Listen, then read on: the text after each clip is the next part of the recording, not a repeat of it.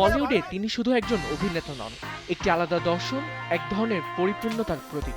চরিত্র বাছাই থেকে শুরু করে অভিনয়ের খুঁটিনাটি সবকিছুতেই নিখুঁত হওয়ার এক অদ্ভুত জেদ আছে তার। তাই তো দর্শক তাকে চেনে মিস্টার পারফেকশনিস্ট নামে। বলছি আমির খানের কথা। 14ই মার্চ জন্মদিনে ফিরে দেখা যাক আমির খানের জীবন ও ক্যারিয়ারের কিছু অজানা গল্প।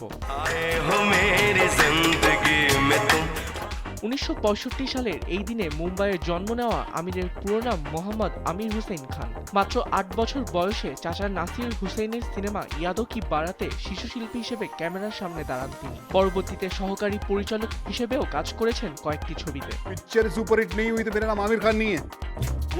অভিনয়ে তার প্রস্তুতিও বেশ ব্যতিক্রমী। কোনো সিনেমার স্ক্রিপ্ট শোনার সময় নিজের চরিত্রটি আগেই জানতে চান না তিনি। পুরো গল্প শোনার পর যে চরিত্রে নিজেকে সবচেয়ে মানানসই মনে হয় সেটিই বেছে নেন।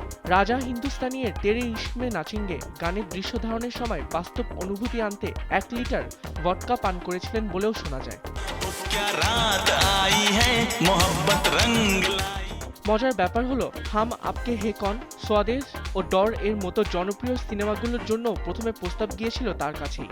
শুধু অভিনেতা হিসেবে নয়, নির্মাতা ও প্রযোজক হিসেবেও তিনি সমান সফল। তার প্রযোজিত ও অভিনীত লাগান ভারতীয় সিনেমাকে আন্তর্জাতিক অঙ্গনে নতুনভাবে পরিচিত করে। কিন্তু এই সিনেমাটি 6 বার প্রত্যাখ্যান করেছিলেন আমির।